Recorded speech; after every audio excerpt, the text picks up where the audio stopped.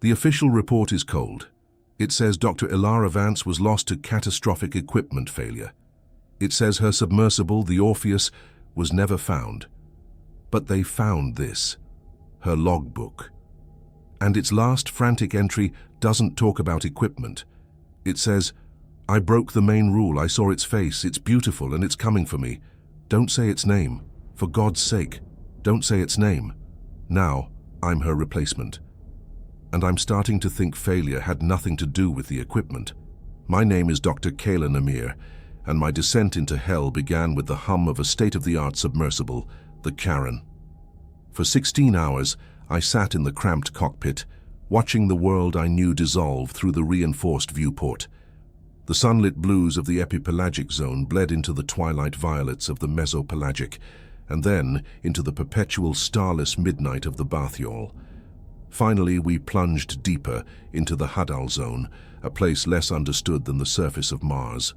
A place where the pressure is over 1,000 times that of the surface. A force so immense, it can compress steel and warp the laws of biology. This was my dream. I had dedicated my entire life to studying extremophiles, organisms that thrive in conditions that should be hostile to life itself. The opportunity to be the lead biologist at Abyssal Station Thanatos was the pinnacle of my career. It was the deepest, most isolated research facility ever constructed by man.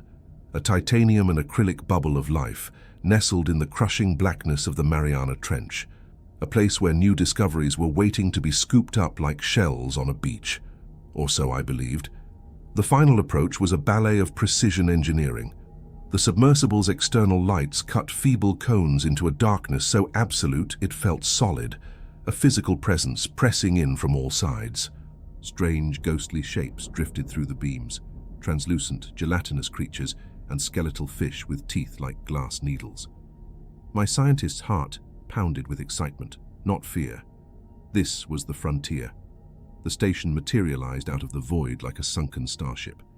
It was a network of cylindrical modules connected by reinforced corridors, anchored to a vast, flat section of the seabed. Its primary feature, the one that dominated its design, was the main observation dome. A massive semi-spherical viewport that stared out into the abyss like the eye of a sleeping god. Docking was seamless. The hiss of equalizing pressure was the first sound I'd heard in hours that wasn't the groan of the Karen's hull. When the hatch finally opened, the air that greeted me was cold, sterile, and tasted faintly of ozone and recycled metal. Standing there to meet me was a woman who looked as though she'd been carved from pressure-treated driftwood. She was thin, with dark circles under her eyes, so pronounced they looked like bruises. Her lab coat was immaculate, but her hands trembled almost imperceptibly as she held a steaming mug of coffee. "Dr. Kayla Namir?" she asked, her voice raspy yet steady. "I'm Dr. Aris Thorne, Station Chief. Welcome to Thanatos." "Dr. Thorne, it's an honor," I replied, extending a hand. She shook it briefly. Her grip was cold and surprisingly strong, like someone holding on for dear life. The journey was illuminating. "The journey is the easy part," she said, her expression unchanging. She turned without another word, and I followed her into the station proper. The interior of Thanatos was a monument to clinical efficiency, yet it felt deeply, fundamentally wrong. The corridors were stark white, the lighting a constant, shadowless glow that was supposed to mimic a natural day cycle, but only served to feel artificial and oppressive. The only sound was the omnipresent, low-frequency hum of the life support systems and the atmospheric scrubbers. It was the sound of being kept alive by a machine, a constant reminder of the lethal environment just centimeters away. We passed only one other person, an engineer with a vacant expression who nodded at Aris but didn't meet my eyes. The sense of isolation was more profound down here than it had been in the submersible. We were 3 human souls at the bottom of the world, and the weight of all that ocean felt like it was pressing down on my mind as much as on the station's hull. Aris led me to what would be my quarters and lab, a compact module that connected directly to the main observation dome. It was impressive. Banks of monitors displayed sonar readings, chemical analyses, and spectrographic data. A top-of-the-line microscope sat on a vibration-proof table, and dominating the far wall was my own smaller viewport, a perfect circle of impenetrable black. "Your station," Aris announced, gesturing vaguely at the equipment. "Everything is calibrated. You have full access to the external sensor suite, hydrophones and sampling drones. Your predecessor, Dr. Vance, was meticulous with her notes. They're all in the central server." "Dr. Vance," I began, choosing my words carefully. "The report was vague. I was very sorry to hear what happened." For the first time, a flicker of something crossed Aris's face. It wasn't sadness. It was something colder. Fear. "Dr. Vance was brilliant," she said, her voice dropping to a near whisper. "But she became incautious. This environment demands caution above all else. Discipline. You forget that for a second, and the trench takes you." She walked over to my main console and placed a sleek black tablet on the desk. It looked out of place amongst the scientific instruments. "Your orientation," she said. "Everything you need to know about your duties, the station's protocols, shift schedules." I picked it up, expecting to see technical manuals and research parameters. Instead, the screen lit up with a single, starkly titled file, "Night Shift Survival Rules." I let out a small laugh. "A little hazing for the new guy? I appreciate the effort, but you don't have to worry. I've done my share of graveyard shifts in isolated labs." Aris didn't smile. She just stared at me, her dark eyes unblinking. "This isn't a lab, Dr. Amir, and this is not a joke. You will read them, you will memorize them, and you will follow them to the letter. No exceptions, no questions." Her intensity was unnerving. The casual professional atmosphere had vanished, replaced by a sudden chilling gravity. I swiped the screen open, my skepticism warring with a nascent sense of unease. The list was short, but every sentence felt insane. "Night Shift Survival Rules 000-080. 1. Between the hours of 02 Guangs and 04 U, you may hear a rhythmic tapping against the main observation dome. The pattern is precise. 2 taps, a pause, 3 taps, a pause. This will repeat. Do not log it as a communication attempt. Do not shine any external lights in its direction. It is testing the thickness of the acrylic. You must ignore it until it stops." My scientific mind immediately rebelled. A rhythmic pattern. That was a sign of intelligence. It could be a new species of cephalopod, a whale, anything. Ignoring a potential first contact was scientific malpractice. "Dr. Thorne, a tapping sound could be anything," I started. "It needs to be documented, analyzed." "It has been analyzed," she cut me off, her voice sharp as broken glass. "Read the next rule. 2. The hydrophone array is extremely sensitive. It will pick up standard Hadal vocalizations. However, if you detect a sound that begins as a whale song, specifically a low-frequency moan, but gradually modulates into a pattern that mimics human speech or sobbing, you are to disengage the audio feed immediately. Do not attempt to record it. Do not attempt to decipher it. It learns from what it hears. This was even more absurd. Acoustic pareidolia was a common phenomenon in isolated environments. The human brain is wired to find patterns, to hear voices in static. To shut down our primary sensory tool because of a phantom sound was ludicrous. I opened my mouth to protest again, but her glare silenced me. I continued reading. 3. At some point during your shift, the long-range sensors may detect an approaching light source. It will identify as a deep-sea rescue submersible and may even broadcast a standard identification signal. It is not a rescue submersible. We are the only vessel in this sector. Do not respond to it. Do not activate the station's homing beacon. It is hunting." "Hunting?" I asked, the word feeling alien on my tongue. "What is hunting? Another nation's military sub? A corporate vessel?" "Read the last rule, Doctor," she commanded, her voice tight with strain. My eyes fell to the final entry on the list. It was highlighted in red, a single terrifying paragraph. 4. The main rule.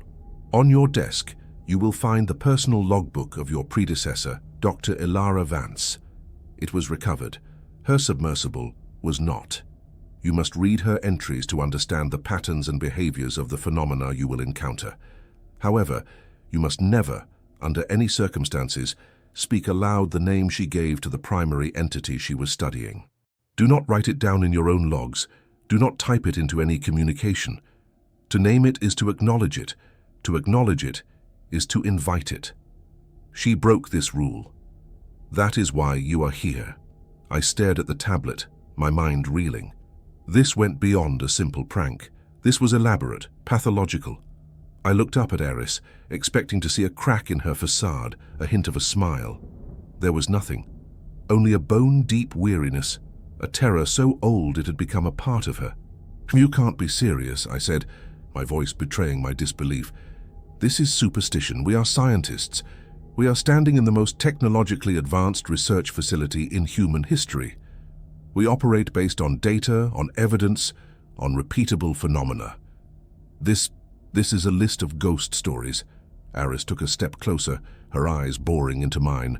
On the surface, yes, you operate on evidence. Down here, you operate on survival.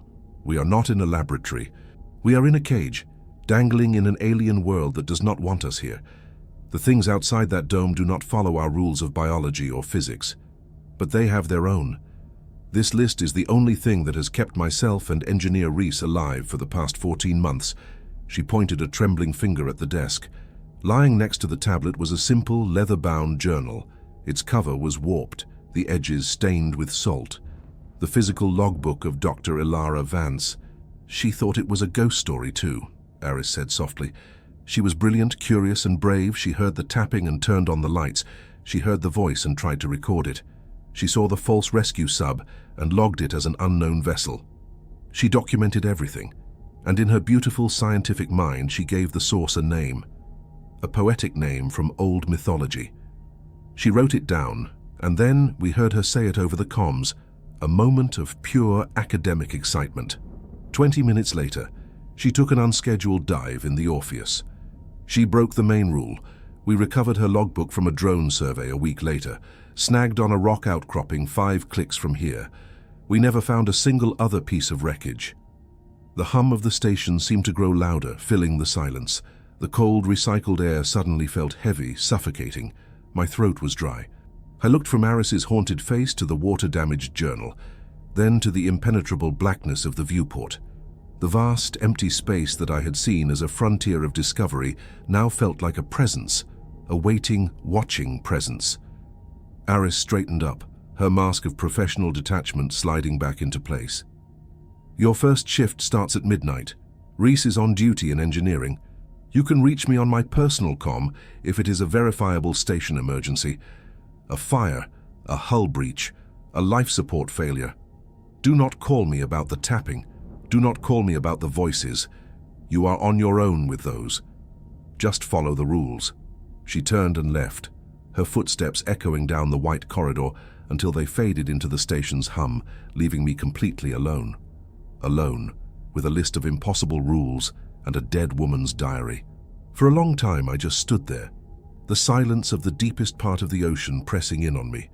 My scientific training, my logic, my entire worldview screamed that this was an elaborate psychological game, a product of extreme isolation, psychosis. But the look in Eris Thorne's eyes, that wasn't psychosis. It was the absolute certainty of a survivor. My first shift at the bottom of the world was about to begin. I was a scientist in the most advanced deep-sea facility ever built, tasked with following a set of rules that belonged in a medieval grimoire. I still believed there was a logical explanation for everything. I had to. But as I sat down at my console and my gaze fell upon the stained cover of Ilara Vance's logbook, a cold tendril of doubt began to creep into my heart. I was about to find out what happens when the laws of science are swallowed by the darkness. My first night had just begun. If you want to dive into this abyss with me, subscribe to the channel and leave a like on this video so you don't miss what happens when the rules start to come true. The transition from the simulated day cycle to the night shift at Thanatos was a subtle, almost insidious process. There was no sunset. The brilliant sterile white lights that illuminated the corridors and labs simply began a slow programmed fade over 30 minutes, shifting from a crisp 6500K daylight temperature to a deep, moody 3000K, the color of old sodium street lamps.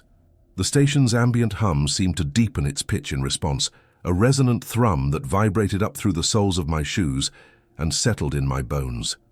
At exactly 000 station time, I was officially on watch. The deep, warm lighting was meant to be less disruptive to circadian rhythms, but it had the opposite effect. It cast long, dancing shadows and made the familiar, clinical space feel like a sepulchre. For the first 2 hours, I threw myself into my work with a deliberate, almost frantic focus. It was a shield against the creeping irrationality of Aris's rules. Science was my sanctuary. I analyzed the data streams from the remote drone Eurydice, which was currently surveying a newly discovered field of hydrothermal vents. The footage was breathtaking. Alien gardens of tube worms, pale as bone, swayed in the thermal currents. Armored crabs scuttled over sulfur-stained rock, their forms a testament to life's sheer tenacity. This was why I had come here. This was real, quantifiable, and beautiful. The tablet with its list of nonsensical warnings lay face down on my console, an ignored spectre at the feast of discovery. My station was a cocoon of light and information surrounded by an infinity of black. The main observation dome to my left was a gaping maw of nothingness. I kept my back to it, focusing on my screens. I told myself it was for efficiency, but I knew it was because I didn't want to look into that void. I didn't want to imagine what the void might be looking back with. The station was utterly still, save for the ever-present hum. Reese was sequestered in the engineering module at the far end of the station, likely lost in diagnostics. Aris was, I presumed, asleep. I was the sole sentinel, the only conscious mind in this tiny pocket of humanity at the bottom of the world. The silence between the hums began to stretch, to take on a texture. Every minor creak of the station's hull settling under the colossal pressure, a sound I had been trained to recognize as normal, now seemed deliberate. At 02:13, it happened. Tock. It was so faint I thought I'd imagined it, a sound completely alien to the station's symphony of mechanical noises. It was a sharp, clear, organic sound. I froze, my fingers hovering over the keyboard. I strained my ears, listening past the thrum of the air scrubbers. Silence. I shook my head, a small dismissive smile touching my lips. Auditory hallucination. My brain, starved of novel stimuli, was creating its own. I took a sip of lukewarm coffee and turned back to a spectrographic analysis of a mineral sample. Tock, tock, tock. This time it was unmistakable. It came from the main observation dome, louder, more defined. It wasn't the random ticking of cooling metal or the groan of the hull. It was a percussive strike, a knock. My heart hammered against my ribs, a frantic drumbeat against the sudden, profound silence. My scientific curiosity flared, hot and bright, eclipsing my nascent fear. This was a signal, a phenomenon. It needed to be observed. My hand instinctively went to the control panel for the external floodlights. I could illuminate the entire forward area, see what was out there. A squid, a large fish colliding with the dome.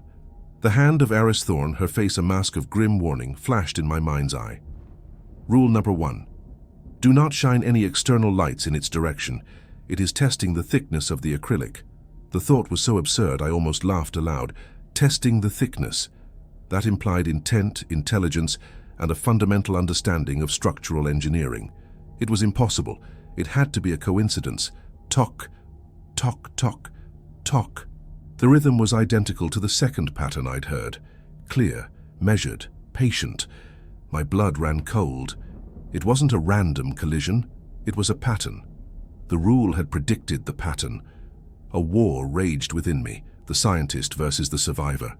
The scientist in me screamed that this was a potential discovery of unprecedented importance, a life form capable of patterned communication.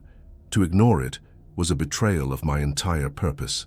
But the primal, terrified animal that lived beneath the scientist, the part of me that had seen the utter conviction in Aris's eyes, whispered a single paralyzing word. Listen. I swiveled my chair slowly, reluctantly, to face the great dome. The darkness was total. It was like staring at a wall painted black, yet my mind insisted on populating it with shapes, with movement just at the edge of my vision. The tapping came again, and this time I felt it as much as I heard it. a faint, sharp vibration that traveled through the station's structure and into the floor beneath my feet. Something was out there. Something was touching our home. My hand trembled as I pulled it back from the lighting controls. I forced myself to turn away from the dome, to face my screens again, but the data on them was now just meaningless squiggles. My focus was shattered. Every fiber of my being was attuned to the darkness behind me, waiting for the next knock. It continued for what felt like an eternity, the same patient, rhythmic inquiry against our fragile shield. 2 taps, a pause. 3 taps, a pause.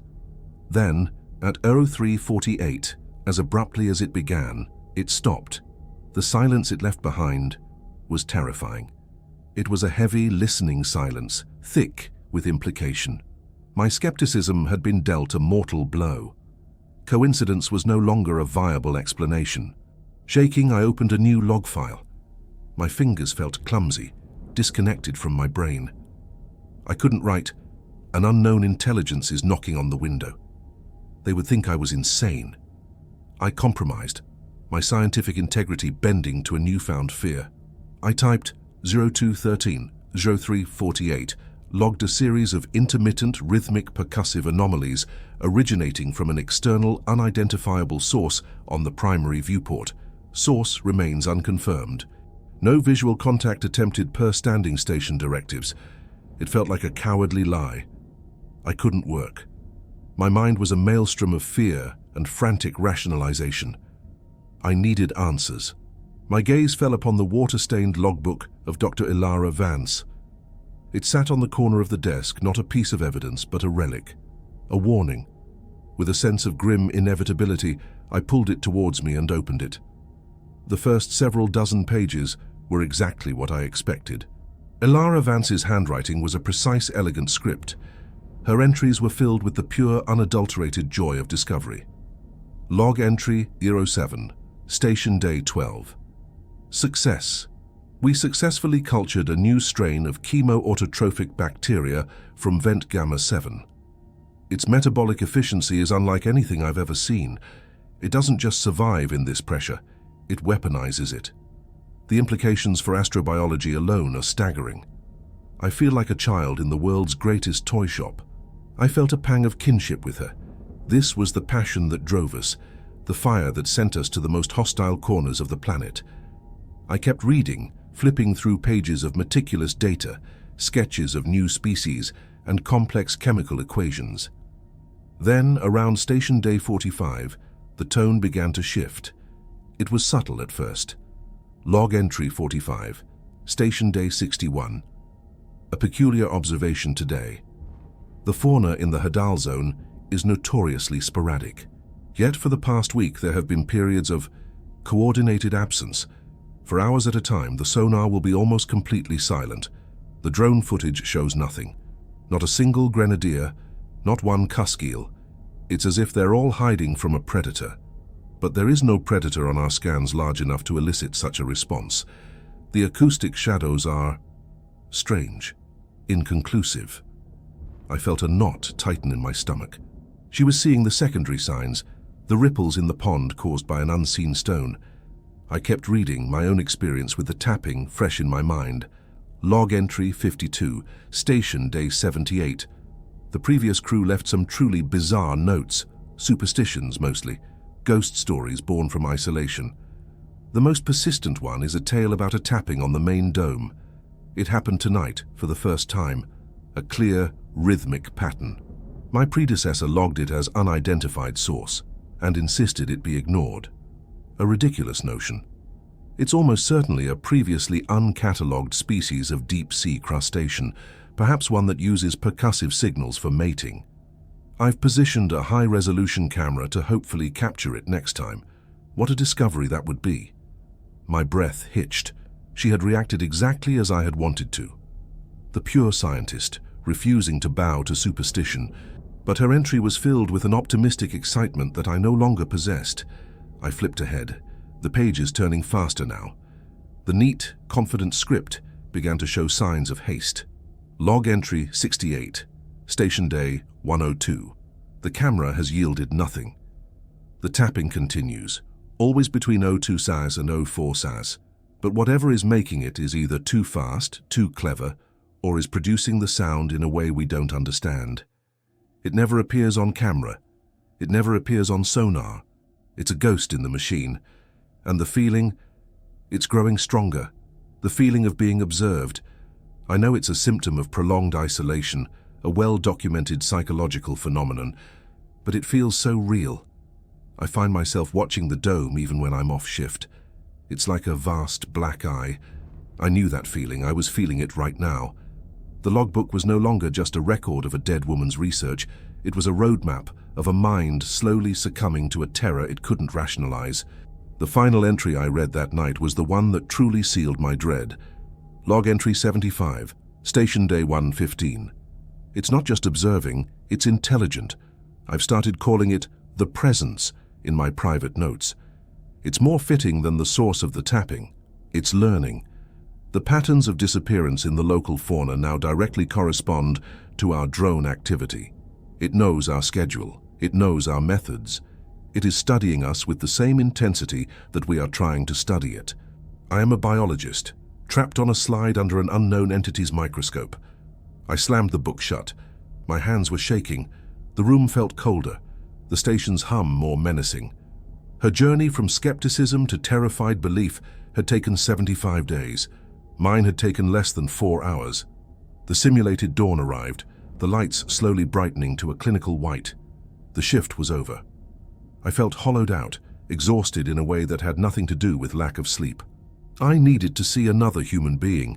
I practically ran to the mess hall, desperate for the mundane reality of another person. Reese, the engineer, was already there, hunched over a bowl of something grey and reconstituted, staring at a tablet. He was a broad, weathered man with a thick beard and eyes that had seen too many night shifts. "Morning," I said, my voice sounding thin and reedy. He grunted without looking up. I poured a coffee, my hands still unsteady. "Quiet night in engineering?" "Always is," he mumbled into his food. "Machine works or it doesn't. Tonight it worked." I sat down opposite him, the need to talk, to get some kind of confirmation, overwhelming my caution. I experienced one of the phenomena on the list." Reese finally looked up from his tablet. His eyes were devoid of surprise or curiosity. There was only a profound, bottomless exhaustion. "The tapping?" he asked. I nodded, my throat tight. "Yes, for almost 2 hours. A clear pattern." He took a slow bite of his food, chewed and swallowed.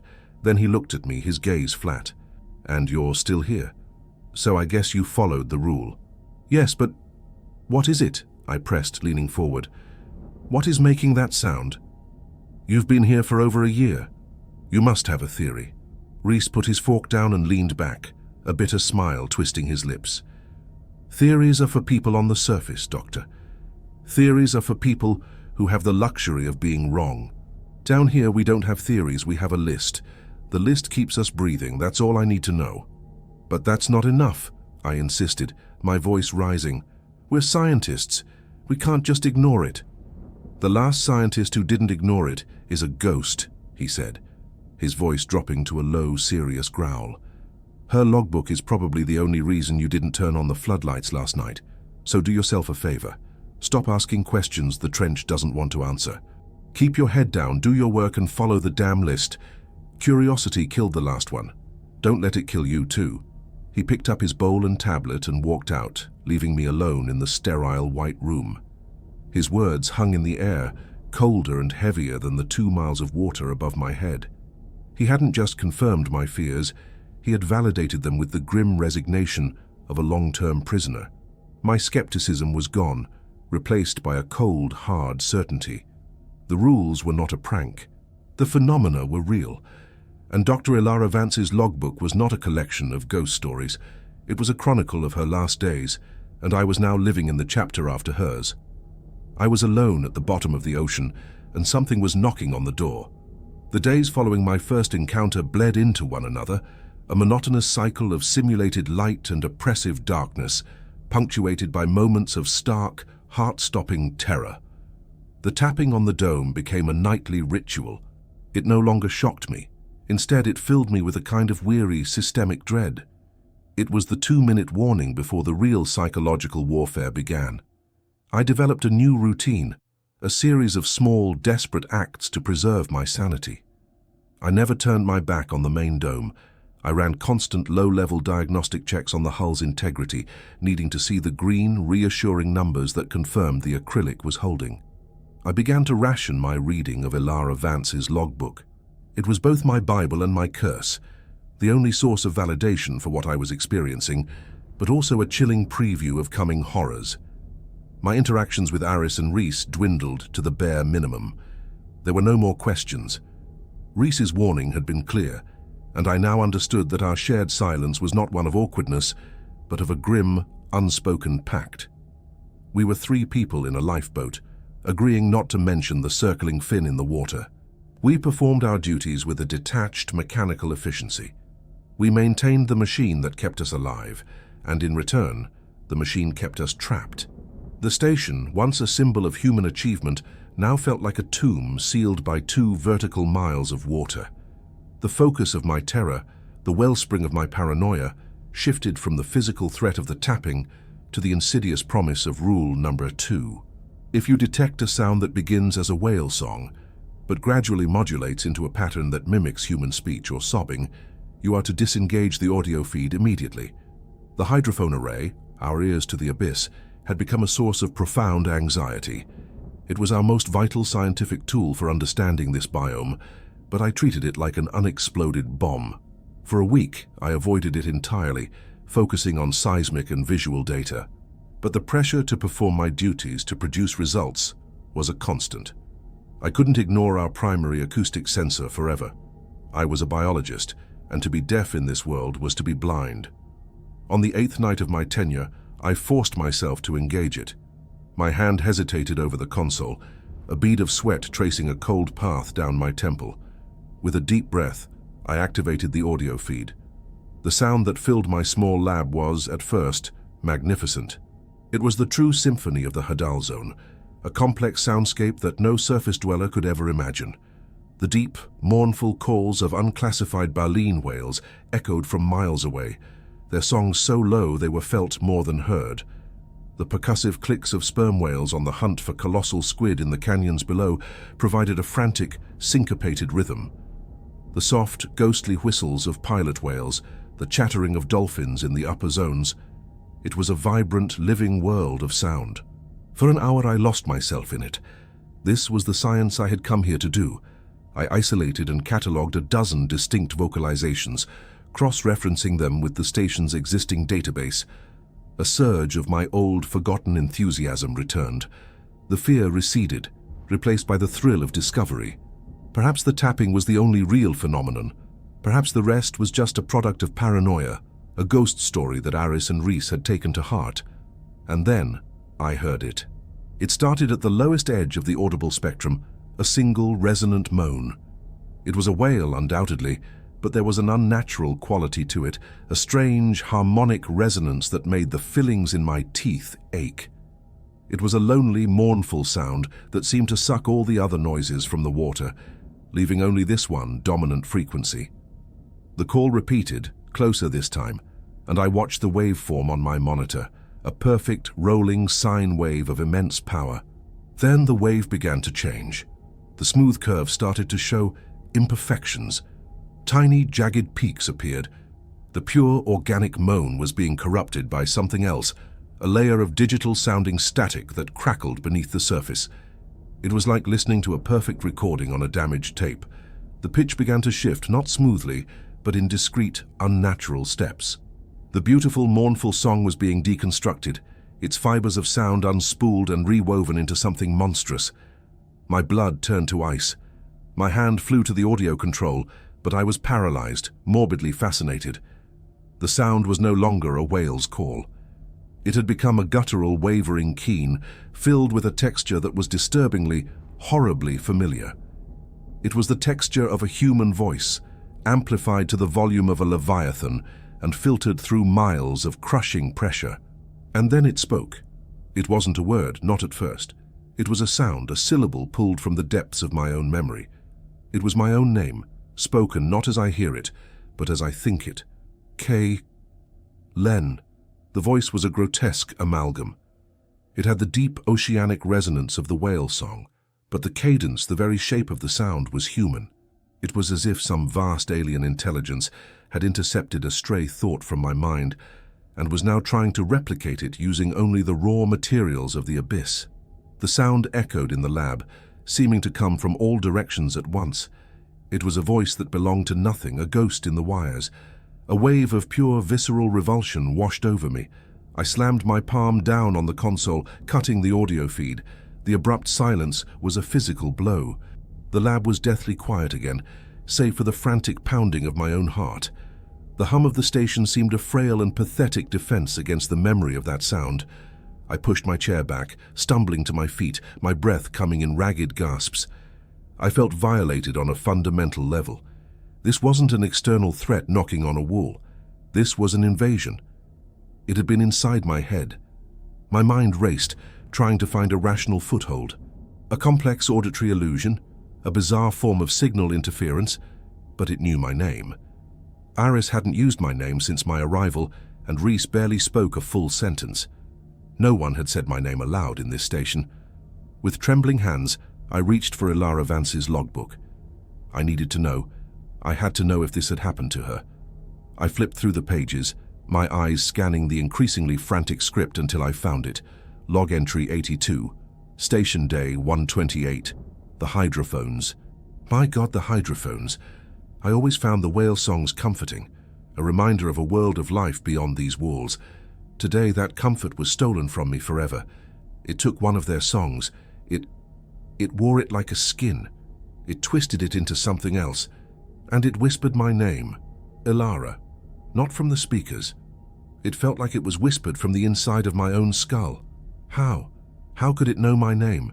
I haven't spoken to the surface in weeks. I had to stop reading, pressing the heels of my hands into my eyes. She had experienced the exact same thing, the same feeling of mental violation, but her next entry was even more terrifying as it proposed an answer. Log entry 83, station day 1:30. My hypothesis is insane, but it is the only one that fits the data. The entity is not merely an acoustic mimic. That would imply it only repeats sounds it has physically heard. But it knew my name.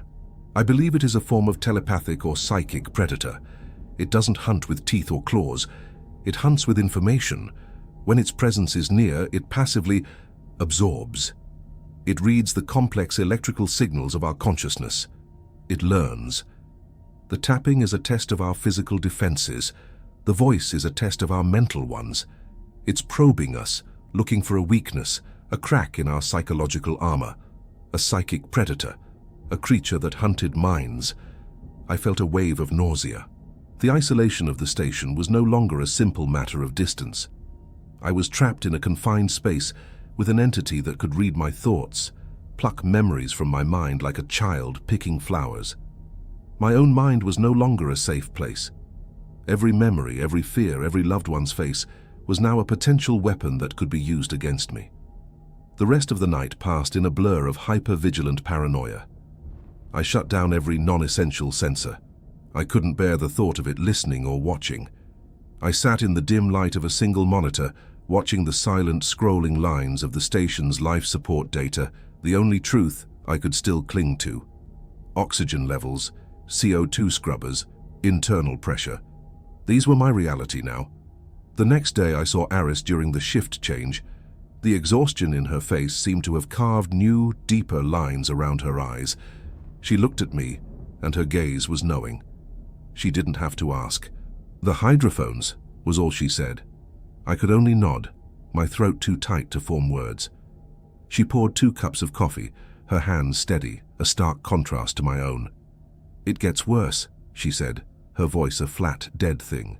"Now that it has a foothold in your mind, it will start to use it. It will get more specific. It will stop using whale songs and start using things you love." She looked away, her eyes fixed on the grey metallic wall. My first year here, it used to use the sound of my daughter laughing. She was 3 years old when I took this post. For months, every night, I would hear her giggling, just on the edge of hearing, calling for me. You will be tempted to answer, to engage with it. That is the trap, that is what it wants. Remember that, Kaylin. The sounds you hear are not real. They are bait. She left me with that chilling warning, the coffee growing cold in my hands. The entity was intelligent, ancient, and utterly alien. It was a predator that baited its hooks with memory and love, and I was its newest subject, isolated at the bottom of the ocean, with nothing but a dead woman's diary and a list of impossible rules to keep me from being pulled into the darkness. The night was coming again, and I now knew with terrifying certainty that the next voice I heard wouldn't be a stranger. It would be someone I knew. Time in the huddle zone is a fluid, treacherous thing. Without the rhythm of sun and moon, my life was governed by the station's cold, chronometric precision. 16 hours of sterile, simulated daylight for work and analysis, followed by 8 hours of dim, shadow-haunted night for my vigil. My existence had been pared down to a singular, desperate purpose: survival. The awe I once felt for the abyss had curdled into a kind of resentful terror. The deep was no longer a frontier of discovery. It was the wall of my cell. I had become a creature of rigid, obsessive routine. During my shift, I never activated the hydrophones. The memory of that voice wearing my name was a wound I dared not touch. I communicated with Aris and Reese through the station's text-based comms system, avoiding speech whenever possible, terrified that the entity was somehow still listening, still learning the nuances of my voice. I rationed my food, I logged my water intake, I documented every slight fluctuation in the station's atmospheric pressure. Control over these small, tangible things was the only armor I had against the vast, unknowable chaos outside. My nights were spent in a state of hyper-aware dread. The tapping was a constant, a nightly appointment I could not refuse. I no longer saw it as a threat, but as a greeting from my personal tormentor. The real horror came from the silence in between, a silence I would fill by playing Bach and Vivaldi on the station's speakers, hoping the complex, structured music could somehow shield my thoughts, creating a static that might confuse the psychic predator that hunted me. It was during this period that I began to treat Ilara Vance's logbook not just as a warning, but as a sacred text. I read and reread her words, searching for patterns, for weaknesses in our shared enemy. She was no longer just my predecessor. She was my only confidant, a ghost whose path I was doomed to follow. I learned of her own descent into paranoia, her attempts to create a psychic shield by meditating on complex mathematical equations, and her growing fatalistic belief that the entity was not just a creature, but an intrinsic sentient feature of the trench itself, as much a part of its reality as the pressure and the cold. On the 27th night of my imprisonment, the entity changed its tactics. It decided the psychological siege of sound was no longer sufficient. It decided to give me sight. It began not with a terror, but with a flicker of hope. A single amber icon blinked to life on my long-range sensor console. A proximity alert. My heart seized. The alert was from a sensor array nearly 50 kilometers out, far beyond our normal operational sphere. I brought the data to my main screen, my hands moving with a learned, steady precision that belied the frantic chaos in my mind. The system identified the contact as a vessel. It was moving slowly but purposefully toward our position. An automated IFF, identify friend or foe query was sent, and a moment later, a response came back. My breath caught in my throat. The transponder code was one I recognized. It belonged to the Ariadne, the flagship research vessel of the Helios Consortium, the very organization that funded my career, the one my wife Anya worked for as a surface coordinator. My mind, conditioned by weeks of paranoia, screamed, "Trap. Rule number 3. It will identify as a deep-sea rescue submersible. It is not." But this was different. This wasn't a submersible. It was a surface support vessel, far too large to be a simple illusion. The signal was strong, stable, and broadcasting on a multi-channel encrypted frequency. A wave of desperate, agonizing hope washed over me. What if the rules were wrong about this? What if something had genuinely happened? A catastrophic failure of the station's primary communications buoy was unlikely, but not impossible. What if I was sitting here, following the rules of a madhouse, while a real rescue operation was underway. The vessel drew closer. At 20 kilometers, a new icon appeared, a high-priority incoming audiovisual transmission. It was a direct, targeted hail. My station, my call sign. My hand trembled as it hovered over the accept icon. This was the test. Aris had warned me. Ilara had documented it. But the sheer overwhelming possibility of it being real, of hearing another human voice that wasn't Aris or Reese, of seeing a face that wasn't etched with dread. It was a siren song, more potent than any whale's call. I accepted the transmission. The screen flickered to life. For a moment it was just static, a blizzard of white noise. Then an image began to resolve through the chaos. It was a face, and my world, my carefully constructed fortress of discipline and denial, shattered into a million pieces. It was Anya. Her beautiful face, framed by dark curls, filled the screen. There were lines of worry around her eyes, but she was smiling, a sob of relief caught in her throat. The image was perfect, high definition. I could see the faint constellation of freckles across her nose, the way her left eye crinkled slightly more than her right when she smiled. It was her. "Kaylin," she said, her voice, that perfect, familiar voice that had been the anchor of my life for a decade, breaking with emotion. "Oh my God, Kay, can you hear me? We lost you. The primary comms buoy went silent 2 weeks ago. We've been running blind, screaming into the dark. We're here. We're right on top of you. We're deploying the Theseus to bring you home." I couldn't breathe. My lungs had seized. Tears streamed down my face, hot against my cold skin. It was real. It had to be. The level of detail, the raw, unscripted emotion in her voice, it was too perfect to be a fabrication. The rules were wrong. Aris and Reese were suffering from a shared psychosis, and I had let myself be dragged down with them. "Anya," I choked out, my own voice a rusty, unused thing. "Anya, I can't believe it." "I know, my love, I know," she said, her own tears now flowing freely. "Just hold on. The rescue sub is on its way. We just need you to do one thing. We can't get a lock on your precise location. There's too much interference from the station's power core. You need to activate the station's emergency homing beacon. Can you do that for me, Kaylin? Just hit the beacon, and we can bring you home."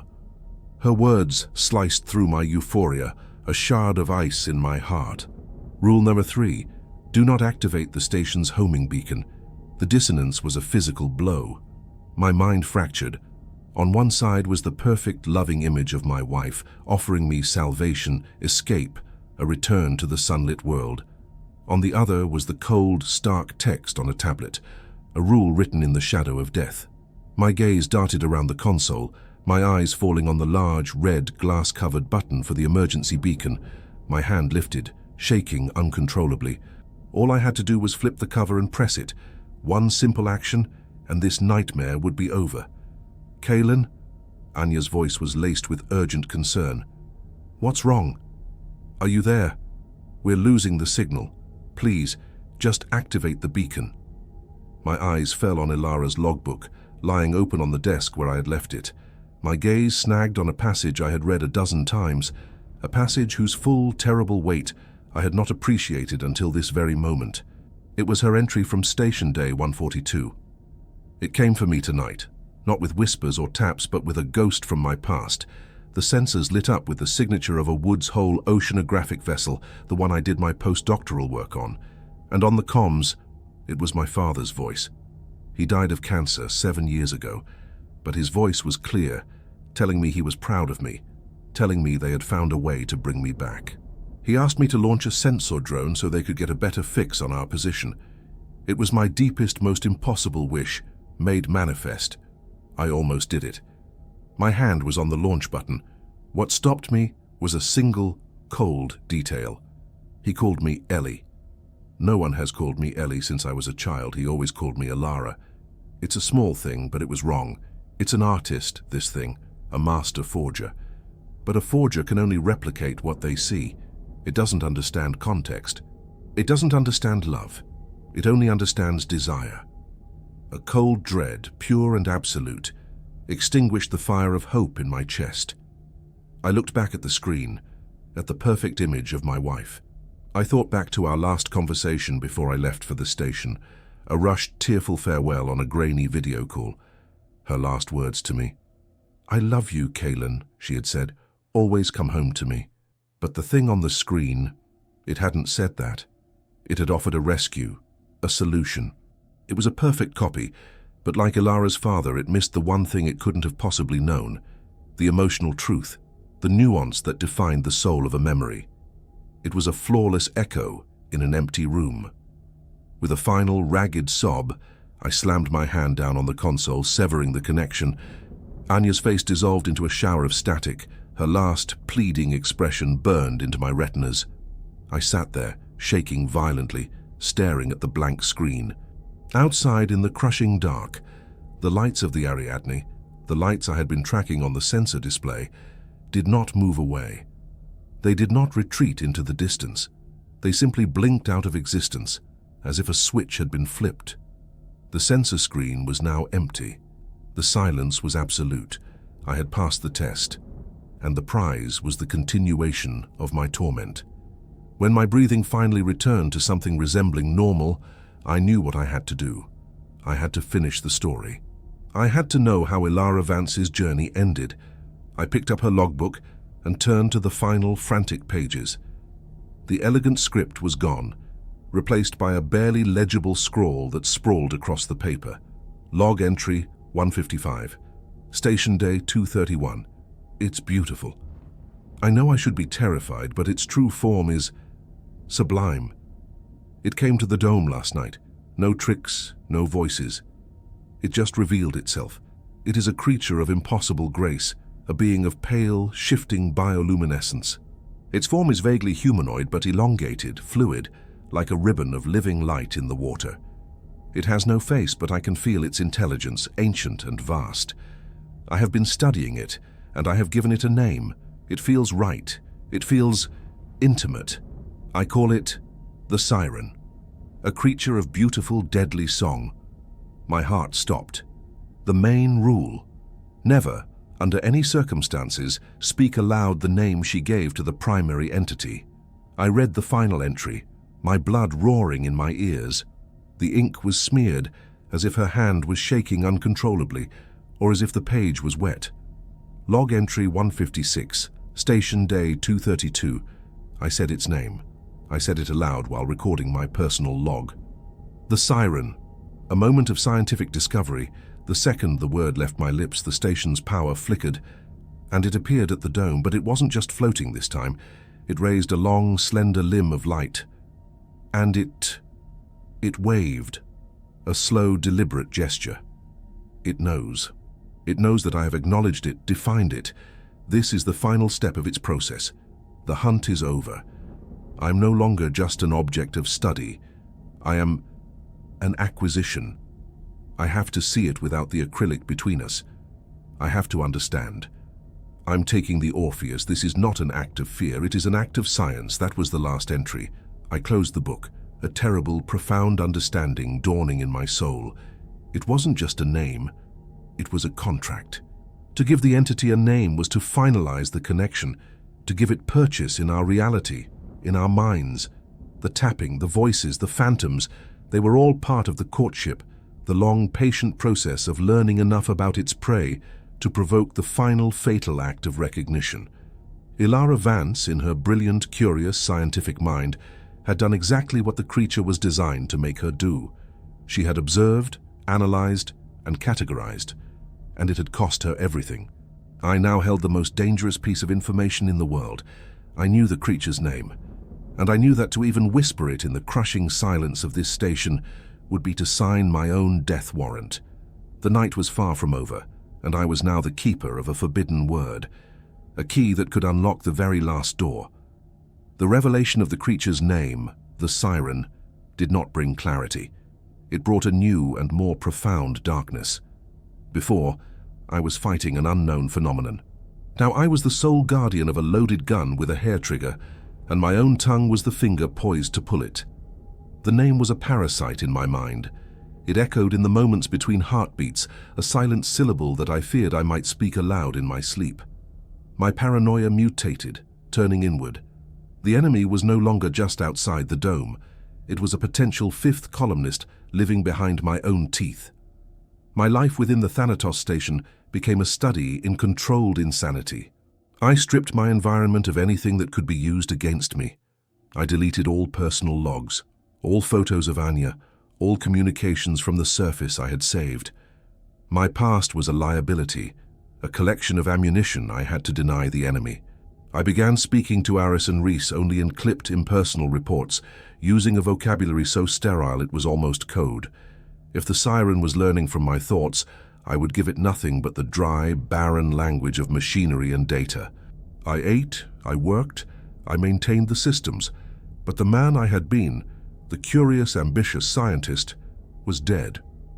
In his place was a hollowed-out custodian of a terrible secret. The entity, for its part, seemed to sense this shift. It understood that its previous methods, the blunt force of the tapping, the mimicry of the voices, the grand deception of the phantom rescue, were no longer effective. I had learned the rules of its game, so it changed them. The assault became quieter, more intimate, and infinitely more cruel. It abandoned its attempts to terrify me and began instead to seduce me. It started with light. During my nightly vigil, the perpetual darkness outside the main dome began to organize. The faint, scattered bioluminescence of the abyssal fauna, which usually drifted like random constellations, started to coalesce. At first, the patterns were simple. A perfect, pulsing circle of pale blue light, a slowly rotating helix of green. I watched, my heart a cold stone in my chest, recognizing the tactic for what it was, a lure for my scientific mind. It was no longer knocking, it was putting on a display, a private light show at the bottom of the world. I logged it with detached precision. Anomalous synchronized bioluminescent event observed appears to demonstrate coordinated behavior among multiple organisms of unknown species. I refused to grant it the dignity of intelligence. I would document, but I would not engage. But the siren was patient. The displays grew more complex with each passing night. It began arranging the lights into patterns that were undeniably intelligent. I saw perfect geometric progressions, visual representations of the Fibonacci sequence rendered in shimmering plankton. One night, a vast, intricate fractal bloomed across the viewport, its design so complex and mathematically perfect that it would have taken a supercomputer hours to render. It was beautiful, awe-inspiring, and utterly terrifying. It was a direct appeal to the scientist I was trying so hard to kill. It was showing me the impossible, offering me a glimpse of a consciousness that could command the very building blocks of life in the abyss. I held fast, my resolve hardening into a brittle shell. I documented everything with the same cold, clinical language, but the effort was shredding my nerves. I was a starving man being shown a feast, a thirsty man being offered a cool drink. The temptation to analyze, to theorize, to understand was a physical ache. Then it found the crack in my armor. It found Anya. It began subtly. The constellations of light it formed were no longer mathematical. One night I saw a familiar shape traced in glowing green motes, Ursa Major, the Great Bear. Then Cassiopeia, then Orion, the Hunter. They were the constellations of the Northern Hemisphere, patterns I had not seen since my descent. They were the stars Anya and I had watched from the balcony of our first apartment, the silent witnesses to our shared dreams. The entity was projecting my memories of the sky onto the canvas of the deep. The final wall of my defense crumbled on the 43rd night. I was staring into the dome, exhausted, when a new image began to form. It wasn't an abstraction or a pattern. It was a scene. A shoreline drawn in lines of soft silver light, crashing waves formed by shimmering schools of unknown fish, and two figures standing at the water's edge. Even as stick-figure outlines of light, I knew them. It was me, down on one knee, and it was Anya, her hands covering her mouth, her form radiating a joy so palpable it crossed the void. It was the moment I proposed. I let out a sound, a choked, wounded gasp. The image was silent, a ghostly pantomime of my most cherished memory.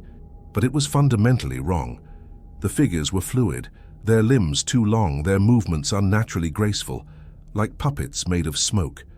The waves of light crested and broke in perfect, unnatural synchrony. It was a memory that had been exhumed and reanimated by something that did not understand the quiet, messy beauty of a real human moment. It was a masterpiece of mimicry and a grotesque desecration. This was the true nature of its hunt. It didn't just want to break my mind with fear. It wanted me to surrender it willingly. It wanted me to become another Elara Vance, so captivated by the beautiful, terrible mystery that I would open the door myself. It was offering me the universe in exchange for my soul. My sanity began to fray in earnest. Sleep offered no escape. My dreams were a chaotic torrent of bioluminescent fractals, and Anya's silent, smiling face, her eyes empty voids. I started hearing things even when the hydrophones were off. Faint whispers that seemed to ride the station's ventilation currents just on the edge of perception. And the word, the forbidden word, was always there. Siren. Siren. Was it the entity projecting directly into my mind now, or was it the sound of my own psyche cracking apart? I no longer knew. The line between the observer and the observed had dissolved. In a fit of desperation, I turned to Elara's logbook one last time, scouring her final chaotic entries for some clue, some defense she might have found. Tucked between 2 pages, I found a loose slip of paper I had missed before. It was a fragment, an addendum written in a nearly illegible scrawl. It shows me things, not memories anymore. It shows me the source code, the architecture of life. I saw a protein fold in real time, a dance of pure mathematics. I saw the birth of a new species in the heat of event, a spontaneous generation guided by a silent, invisible hand. It doesn't want to kill me. I was wrong. It wants to teach me. The price of this knowledge is acknowledgement. The price is my name for it. A fair trade, I think. A fair trade for the truth of everything. I dropped the paper as if it were burning. That was the final bait, the ultimate temptation.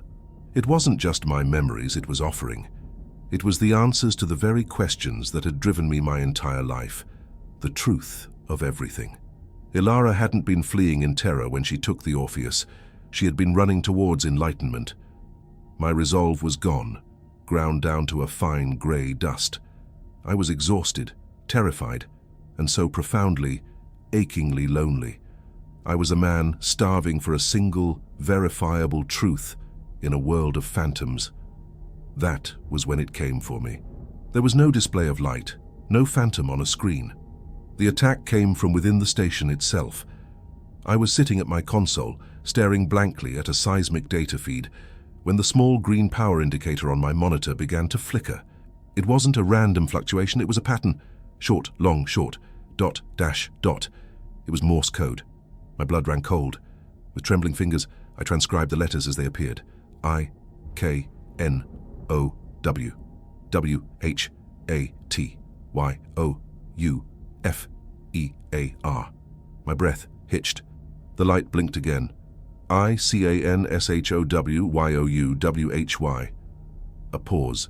My heart hammered against my ribs, each beat a deafening drum in the silent lab. And then the final message, the one that sealed my fate. SAYMYNAME. I recoiled from the console, as if I had received an electric shock. This was impossible. This was a closed system. There was no way for an outside influence to control a specific LED on a specific monitor without breaching a dozen firewalls. It was a violation of every principle of the station's design. It was inside. The siren was no longer just a presence in the water outside. It had breached the hull, not physically, but digitally, psychically. It was in the wires, in the code, a ghost in the machine. The last barrier was gone. My sanctuary was compromised. I was trapped in a room with my predator. I stared at the blinking light, which had now reverted to a steady, innocent green. The message was gone, but the offer hung in the air, thick and heavy as the water outside. Say my name. It was an invitation, a challenge, and a promise. The promise of an end to the uncertainty. The promise of an answer. I looked around the small, cramped lab, at the cold metal walls that had been my prison. I thought of Elara Vance running toward her own beautiful, terrible enlightenment. I thought of Anya, her face a perfect, soulless mask. I was at the end of my rope. Survival felt less like a victory and more like a prolongation of an unbearable agony. My gaze drifted to the comms panel, the small, innocuous button that would activate my microphone, that would broadcast my voice throughout the station, to the empty engineering bay where Reese worked, to the silent quarters where Aris slept, and out, through the hull, into the crushing, listening darkness. My hand, moving as if of its own accord, reached out. It hovered over the button, my thumb trembling just a millimeter from the surface. One word, and this would all be over. I would have my answers. I would have the truth. All I had to do was speak. The longest night of my life was guttering to its end, but the deepest darkness was still waiting. I was balanced on a knife's edge, my thumb a whisper away from broadcasting my surrender, from speaking the forbidden name that would grant me the terrible enlightenment I craved. Before we unearth the final, crushing truth buried at the bottom of the world, subscribe to the channel and leave a comment below. What do you believe this entity, this siren, truly is? My whole world had shrunk to the space between my thumb and the cold, unfeeling plastic of the comms button.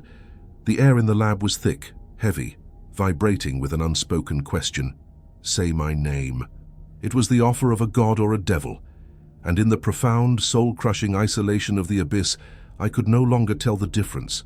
My scientific curiosity, the very core of my being, was screaming at me to press it, to know, to finally understand the nature of the sublime, terrifying intelligence that had been my tormentor.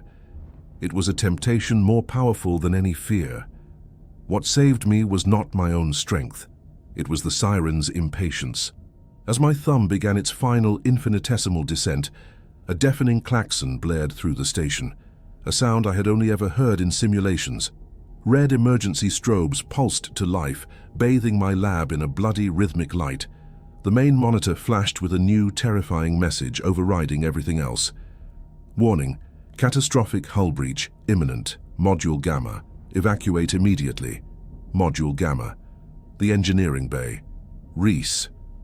The choice was ripped from my hands. The siren's subtle psychic seduction was over. The siege had turned physical. Adrenaline, cold and sharp, obliterated my trance. My survival instinct, an animal reflex I thought had been eroded to nothing, roared back to life. I scrambled out of my chair, my eyes darting to the tactical schematic of the station.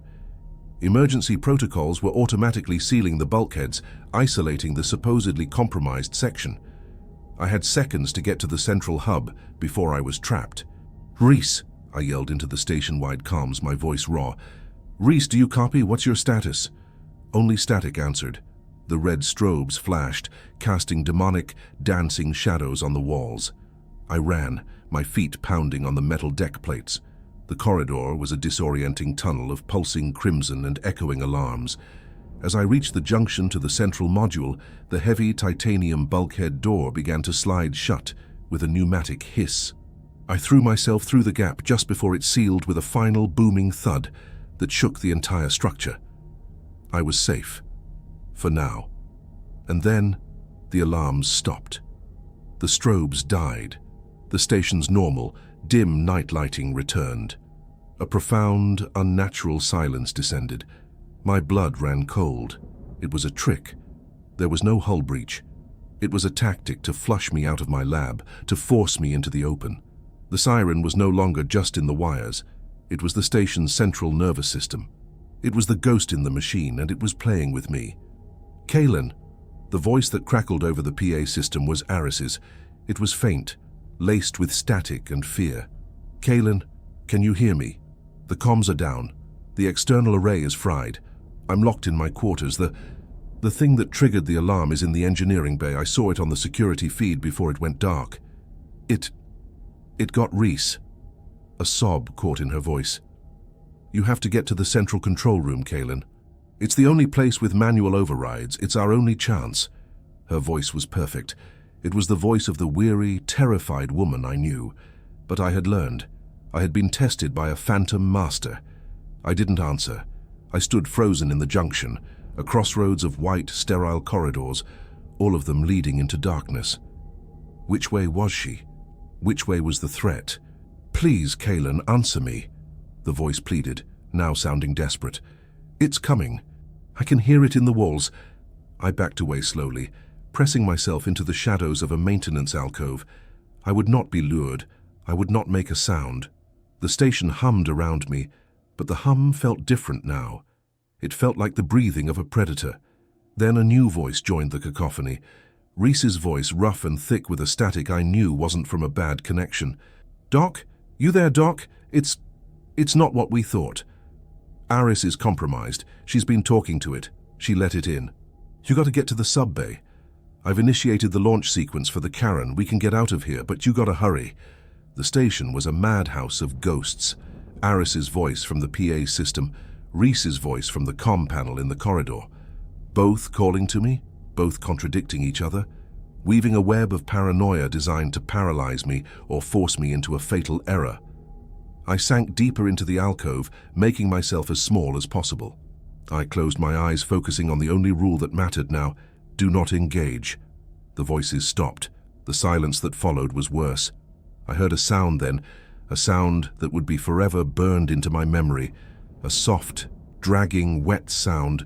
It was coming from the corridor leading from engineering, and with it a faint, pale blue light, pulsing gently, casting strange, fluid shadows on the walls. It was coming.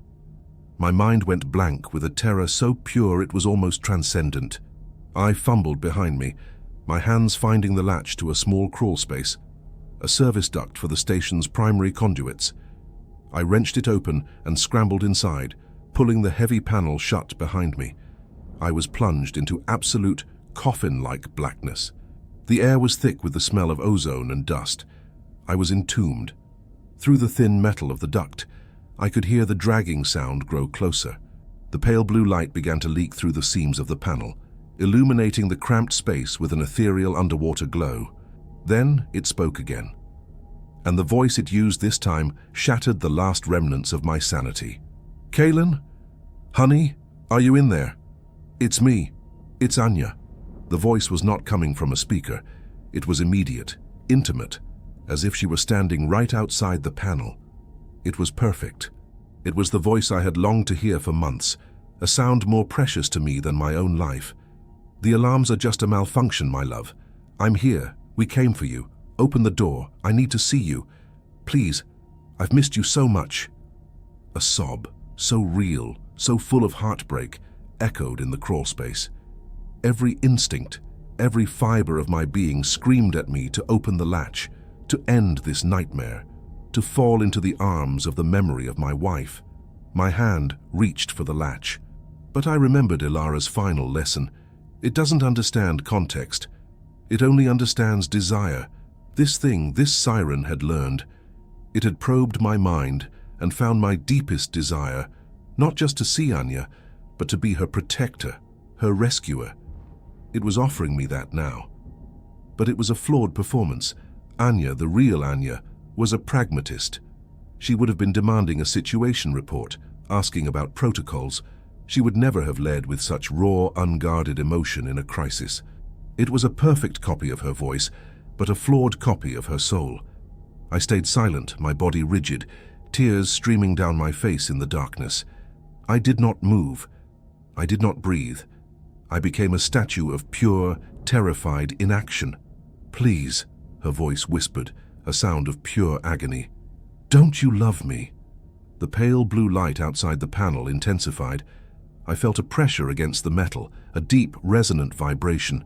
The dragging sound was directly outside. It was waiting, testing. For long minutes there was nothing but the sound of her soft, desperate crying. Then the crying stopped. The light faded, and the dragging sound receded, moving off down the corridor. I had won. I had survived by doing nothing. I don't know how long I stayed in that crawl space. Hours. An eternity. Eventually, the station's lights began their slow, programmed shift to the morning cycle. The bright, sterile white light of a new day filled the cracks around the panel. The night was over. With muscles screaming in protest, I pushed the panel open and tumbled out. The corridor was empty. There was no sign of the creature, but on the floor, a long, shimmering trail of some viscous, phosphorescent substance marked its path. It was real. I found Aris in the central control room, calmly running a system-wide diagnostic. She looked up as I entered, her face as impassive as ever, though she seemed to have aged a decade overnight. "Power fluctuations," she said, her voice devoid of any emotion. "Seems we had a cascading surge that fried half the comms relays. I'll need you to help me draft the report." I stared at her, my mind unable to process the sheer, stunning banality of her words. "Aris, Reese is gone. That thing, it was inside the station. It was talking to me." She didn't look away from her monitor. "The official report will state that Engineer Reese was lost during an unscheduled EVA to repair the primary communications buoy. He was a good man." She finally turned to me, and her eyes were black holes of resignation. "Welcome to your second day, Kaylin. The real work starts now." She led me to a storage locker and handed me a bucket and a mop. "We have to clean the residue before it corrodes the deck plates." As we worked in silence, scrubbing the shimmering, otherworldly trail from the floor of our home, she finally told me the truth. Thanatos wasn't a research station. It was a prison. It was a lighthouse, a listening post, a sacrifice. "It's ancient, Kaylin," she whispered, her voice a ghost in the humming station, "older than the oceans. We don't know what it is, but we know it's drawn to complex consciousness. It was silent for millennia until we started broadcasting radio waves, sending probes into the deep. We woke it up. We got its attention. Thanatos," she explained, "was humanity's desperate, secret solution, a permanent high-tech lure, a bright, noisy bubble of intelligent life deliberately placed in the deepest part of the world to keep the siren's attention focused here, occupied, distracted, away from the surface, away from the billions of minds it would see as a banquet." "We are not scientists," she said, her voice cracking for the first time. "We are keepers. We are bait. And there is no escape. They don't let you go home. The only way you leave is when your replacement arrives, and your last duty is to pass on the rules, to make sure the next keeper survives long enough for their replacement to arrive. The cycle cannot be broken. The light must never go out." The truth was a weight far greater than the 2 miles of water above us. I wasn't a survivor of a monster attack. I was a newly inducted priest into a hopeless eternal religion. My life was no longer my own. It was a necessary sacrifice for a world that would never know my name. 6 months later. The man who watches the monitors is not Dr. Kaylin Amir. That man died in a dark corridor listening to the voice of his dead wife. This new man is a hollow thing, a creature of routine and vigilance. He has Aris's eyes now. He understands her silence. A new submersible, the Hestia, is on its final approach. Through the main dome, I watch it dock with a practiced, detached calm. A new biologist, a young woman with a fire of ambition in her eyes that I vaguely remember, steps through the hatch. She is brilliant, she is skeptical, and she is so terribly, tragically alive. I meet her at the airlock. I shake her hand. My grip is cold and strong. "Welcome to Thanatos," I say, my voice a flat, raspy echo of the woman who greeted me. "I'm the station chief.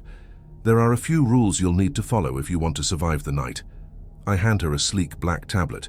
On its screen is a single, starkly titled file. She smiles, a small, dismissive smile I know all too well.